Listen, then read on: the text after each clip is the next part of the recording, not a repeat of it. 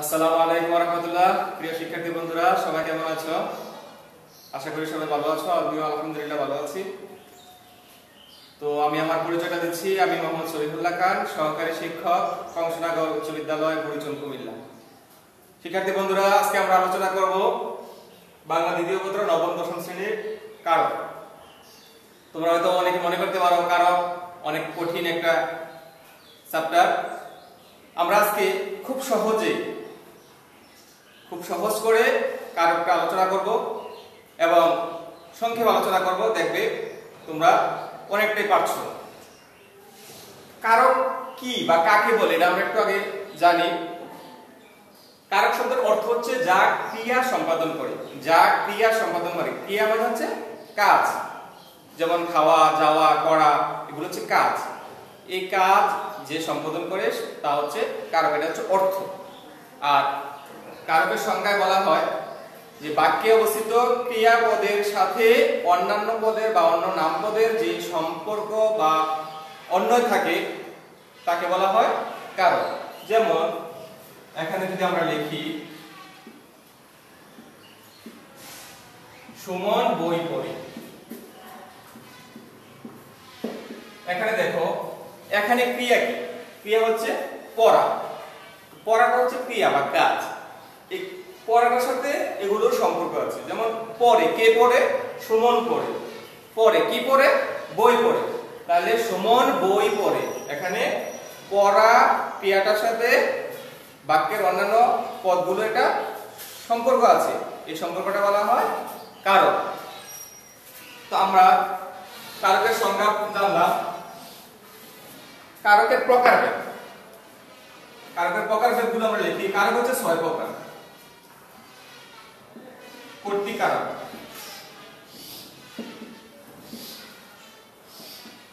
কর্মকারক,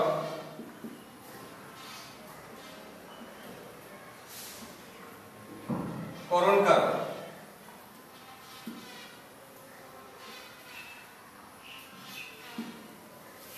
সম্প্রদানকারক,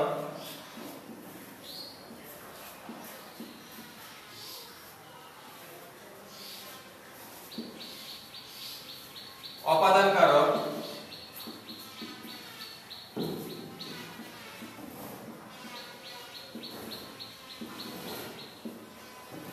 অধিকরণকারক।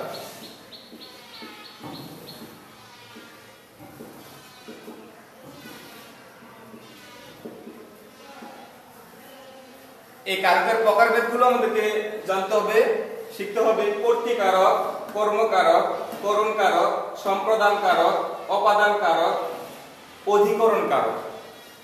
এই যে 6 প্রকার কারক আছে, এই 6 প্রকার কারকগুলোর সংজ্ঞা কি? কর্তৃকারক বা কর্মকারকগুলোর সংজ্ঞা কি, কাকে বলে?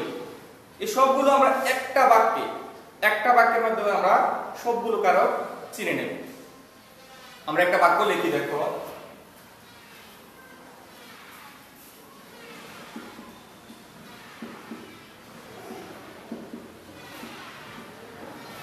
চেয়ারম্যান সাহেব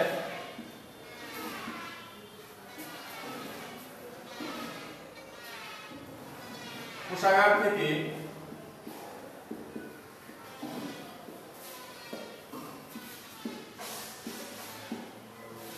প্রতিদিন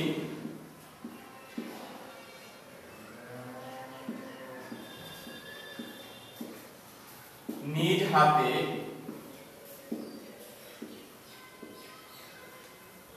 গরিবদের দান করেন।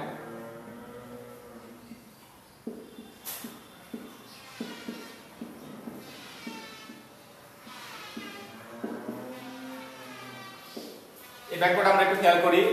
চেয়ারম্যান সাহেব কোষাগার থেকে প্রতিদিন নিজ হাতে গরিবদের দান করেন।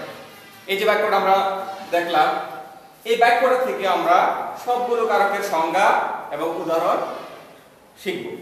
আমরা দেখি কর্তৃকারক।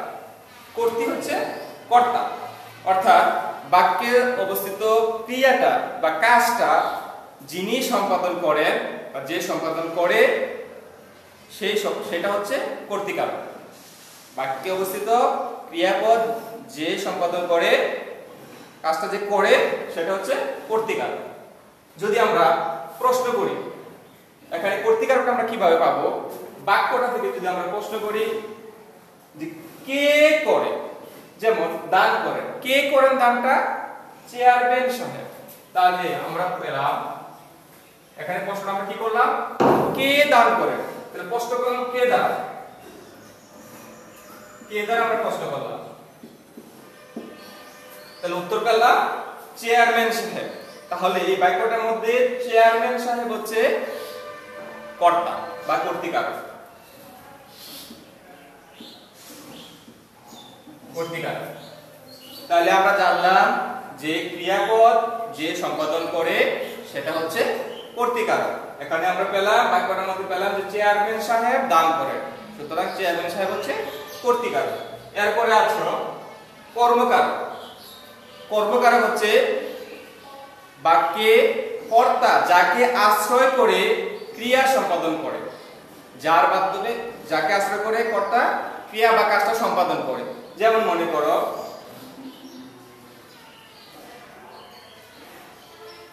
এখানে আমরা আরেকটা শব্দ বাদ করেছি, দেখো চেয়ারম্যান সাহেব কোষাগার থেকে প্রতিদিন নিজ হাতে গরিবদের অর্থ দান করেন। এখানে অর্থ শব্দটা থাকে,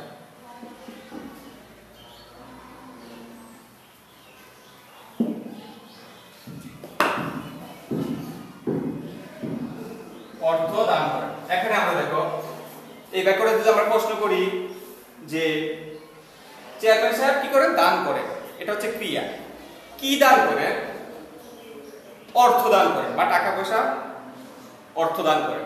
তো এখানে প্রশ্ন করা হবে কি, কি দ্বারা যখন আমরা প্রশ্ন করব তখন আমরা কিন্তু কর্মকারক পেয়ে যাব। কর্মকারক, চেয়ারম্যান সাহেব দান করেন, কি দান করেন? অর্থ দান করেন। অর্থটা হচ্ছে কর্মকারক।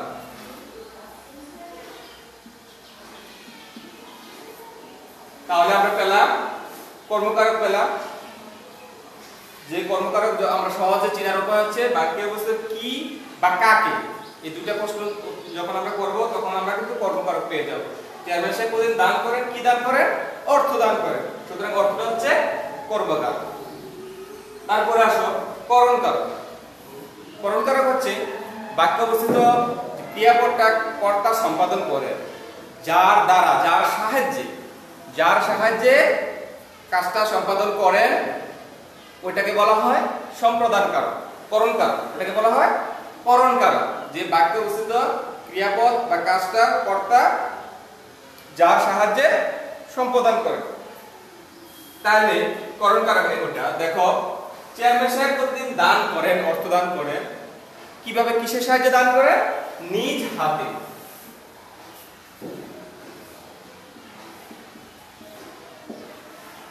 কিসের দ্বারা দান করেন? নিজ হাতে। তাহলে কিসের দ্বারা প্রশ্ন করছি? প্রশ্নটা আমরা করব যখন আমরা করণকারক বের করতে যাব তখন বাক্যটাকে আমরা প্রশ্ন করব যে কিসের দ্বারা, কিসের দ্বারা দান করেন? নিজ হাতে দান করেন, সুতরাং নিজ হাত হচ্ছে করণকারক। তাহলে ক্লিয়ার? তারপরে আছে দেখো সম্প্রদানকারক। সম্প্রদান হচ্ছে কাউকে কিছু দান করা, এমন ভাবে দান করা, সম্প্রদান করা, তার থেকে আবার এটা পাওয়ার আশা না করে, অর্থাৎ সত্য ত্যাগ করে, মালিকানা ত্যাগ করে দান করা। যেমন আমরা যদি কোনো গরিব মিসকিনকে আমরা দান করি, আমরা কিন্তু ওই টাকাটা মালিকানা ত্যাগ করে দিয়ে দিই, আমরা কিন্তু এরকম আশা রাখি না যে তার থেকে টাকাটা আবার পাবো। এই সত্য বা মালিকানা ত্যাগ করে যখন আমরা কাউকে কোনো কিছু দিয়ে দেই সেটা হচ্ছে সম্প্রদানকারক। যেমন, আর এটা পাওয়া যাবে যখন আমরা প্রশ্ন করব যে কাকে, তবে সাথে থাকবে সত্য ত্যাগ করে। কাকে কিন্তু কি বা কাকে দ্বারা কিন্তু আমরা কর্মকারক পাই। আর সম্প্রদানকারক যখন আমরা পাবো এটাও কাকে দ্বারা প্রশ্ন করলে পাবো, তবে শর্ত হচ্ছে কাকের সাথে থাকবো সত্য বা মালিকানা ত্যাগ করে। মালিকানা ত্যাগ করে আমরা কাকে প্রশ্নটা করলে কিন্তু উত্তরটা পাবো। যেমন চেয়ারম্যান সাহেব কোষাগার থেকে প্রতিদিন নিজ হাতে গরিবদের অর্থ দান করেন। কাকে দান করেন? গরিবদের। এখানে কাকে প্রশ্ন দান, কাকে প্রশ্ন দ্বারা আমরা পাবো? গরিবদের। তাহলে গরিবদের এই শব্দটা হবে সম্প্রদানকারক।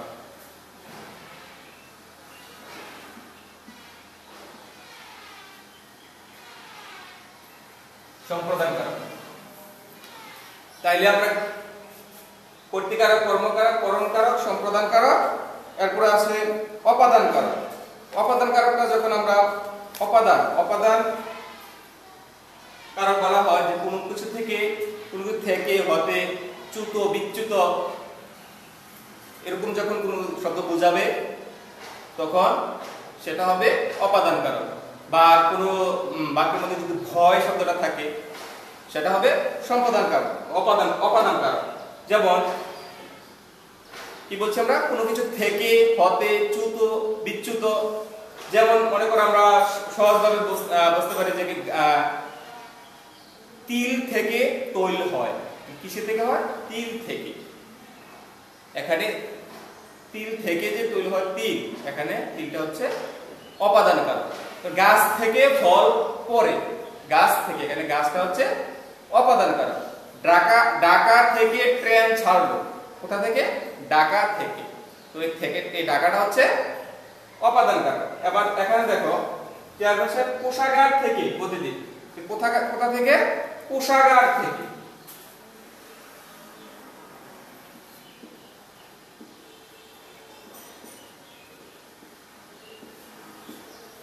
কোথা থেকে যে প্রশ্ন যদি আমরা করি, আমাদের প্রশ্ন যদি করি যে কোথা থেকে, তাহলে আমরা কি পাবো উত্তর?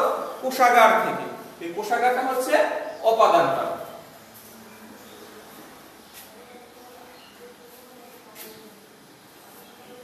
এরপর দেখো অধিকরণ কারক। অধিকরণ কারকটা হচ্ছে সময় বা স্থান বোঝালে, কখন বা কোথায়, এইরকম সময় বা স্থান যখন বোঝাবে তখন সেটা হবে অধিকরণ কারক। যেমন এই বাক্যে আমরা কি পাই? চেয়ারম্যান সাহেব কোষাগার থেকে প্রতিদিন নিজ হাতে গরিবদের অর্থ দান করেন। কখন দান করেন? প্রতিদিন। এখানে কিন্তু সময়টা উল্লেখ আছে। এখানে আমরা কি প্রশ্ন করে উত্তরটা পাবো? কখন। কখন দ্বারা যদি আমরা প্রশ্ন করি তাহলে আমরা উত্তর পাবো যে প্রতিদিন। সুতরাং এটা হবে অধিকরণ।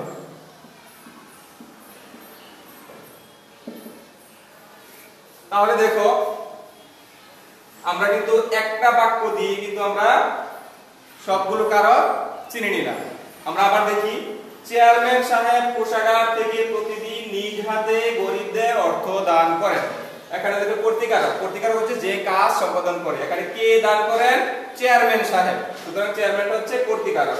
কর্মকারক হচ্ছে যাকে আশ্রয় করে ক্রিয়া সম্পাদন করা হয়, অর্থাৎ চেয়ারম্যান সাহেব কি দান করেন? অর্থ দান করেন। এখানে অর্থটা হচ্ছে কর্মকারক। তারপরে হচ্ছে করণকারক। করণকারক হচ্ছে কর্তা যার সাহায্যে কাজ সম্পাদন করেন। যেমন অর্থ দান করেন কিসের সাহায্যে? নিজ হাতে। এখানে নিজ হাতটা হচ্ছে করণকারক। এরপর হচ্ছে সম্প্রদান কারক। সম্প্রদান কারক হচ্ছে কাউকে কোনো কিছু এমন ভাবে দেওয়া, সত্য বা মালিকানা ত্যাগ করে, পাওয়ার আশা না করে তাকে কিছু দেওয়া, সেটা হচ্ছে সম্প্রদান কারক। দেখো কাকে দান করে? গরিবদের। গরিবদের যখন আমরা দান করি তখন কিন্তু আমরা মালিকানা ত্যাগ করে দান করি, পাওয়ার আশা না করে দান করি। এটা হচ্ছে সম্প্রদান কারক। এরপর দেখো অপাদান কারক। অপাদান কারক হচ্ছে কোনো কিছু থেকে হতে চ্যুত বিচ্যুত গৃহীত বা ভয় এরকম শব্দ যখন থাকবে তখন সেটা হবে অপাদান কারক। যেমন দেখো কোথা থেকে দান করে? কোষাগার থেকে। এখানে কিন্তু থেকে শব্দটা আছে, কোষাগার থেকে দান করে। সুতরাং কোষাগার শব্দটা হচ্ছে অপাদান কারক। এরপর হচ্ছে অধিকরণ কারক। অধিকরণ কারক হচ্ছে যে বাক্যে অবস্থিত সময় বা স্থান এই শব্দগুলো যখন বোঝাবে তখন সেটা হবে অধিকরণ কারক। তো এখানে আছে যে চেয়ারম্যান সাহেব কোষাগার থেকে প্রতিদিন নিজ হাতে গরিবদের অর্থ দান করেন। কখন দান করেন? প্রতিদিন দান করেন। এই প্রতিদিন শব্দটা হচ্ছে অধিকরণ কারক।